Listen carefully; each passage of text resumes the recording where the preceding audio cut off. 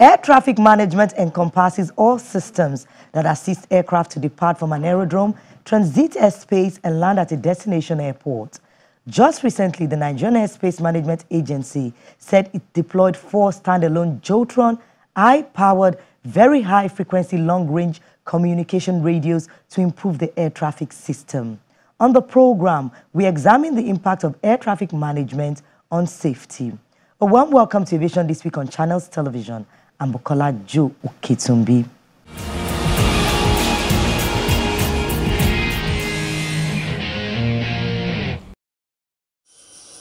The provision of seamless, safe, efficient, effective and economic air navigation service is sacrosanct for any airspace. This happens in accordance with relevant annexes to the Chicago Convention of 1944, as well as the ICAO-driven Communication Navigation Air Traffic Management concept. What we did was to provide another form of communication to mitigate that, and that is communication by data link. And we implemented that. We expected operators to be able to equip their fleet to be able to take advantage of this. If you are unable to get the air traffic control by voice, you can also get them by data link, which is even more reliable. It has no limit in terms of range. You can contact an aircraft from even outside the Nigerian airspace. Air traffic management also encompasses all systems that assist aircraft to depart from an aerodrome, transit airspace, and land at a destination aerodrome, including air traffic services and airspace management. This VR is very high omnidirectional radio range, which aircraft picks to find its direction. It radiates 360 degrees, which aircraft picks to find its bearing to wherever the aircraft is going. It is very, very important because it shows you the bearing to and fro. When aircraft picks it, you turn to the VR of any station you are going to. It shows going and then coming. You know exactly where you are going and where you are coming from. And it's only one aircraft can land or depart from a runway at any given time. And because aircraft must be separated by a certain distance or time to avoid collisions, every airport has a finite capacity. It can safely handle only so many aircraft per hour. This capacity depends on many factors, such as the number of runways available, layout of taxi tracks, availability of air traffic control, and current or anticipated weather.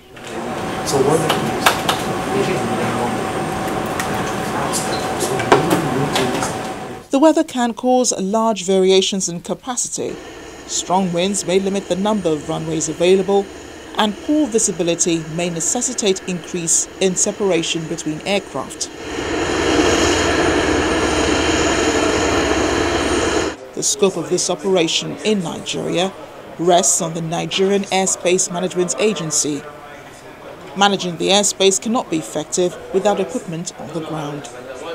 Radar will scan the airspace, the entire airspace of Nigeria, and display it for us on the scope so that you can actually see the position of each of the aircraft flying.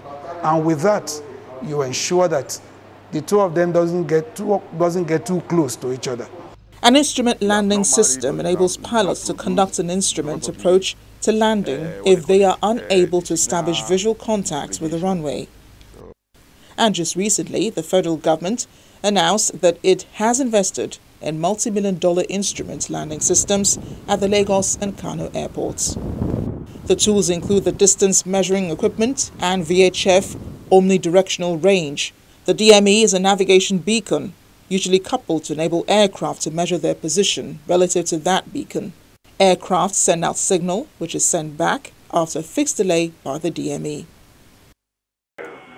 Installing an average Category 2 or 3 system up with attendant running costs is put at least $3 million per runway, plus another $10,000 or so per year just to keep it certified.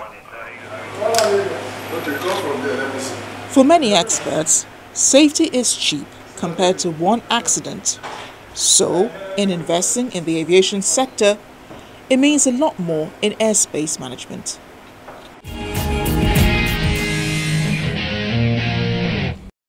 The activities of the airspace manager is somewhat obscure, but the impact is huge. Investing more in critical air navigation equipment is key, and the agency in charge will do with more funds. That's coming from the man in charge at the Nigerian Airspace Management Agency, Captain Fola Akikotu.